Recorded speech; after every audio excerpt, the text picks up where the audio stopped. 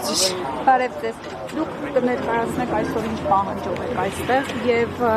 ազգային ժողովի շենքում եվրոպացի պաշտոնյաներ են Վերջին շրջաններում մեր միակ պահանջը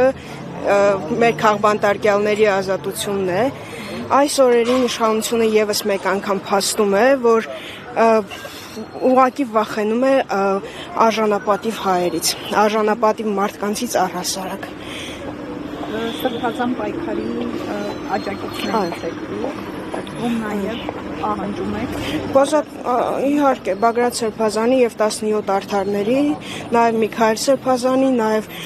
Մկրտիչ Սրբազանի եւ Սամվել Կարապետյանի ազատությունը։ Երբ իշխանությունը դառնում է սեփական ժողովրդի թշնամին, յուրաքանչյուր ձերբակալություն դառնում է սեփական գերեզմանակարը։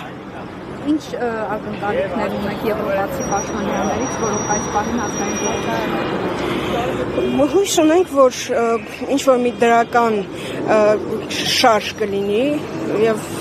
կհասնենք վերջապես մեր նպատակին։ Իսկ այս շարունակաբար լինելու է այս ակցիայի գործընթացը։ Այս պահի դրությամբ չեմ կարող ասել, բայց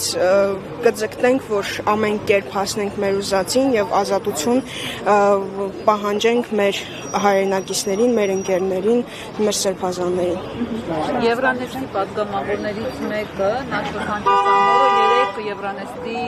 նիստի ժամանակ ամոթանք տվեց այս իշխանություններին, ասելով, որ 40-20 ոստիկաններով հարձակվում եք մարդուն կարծիքի համար բանտ եք նետում։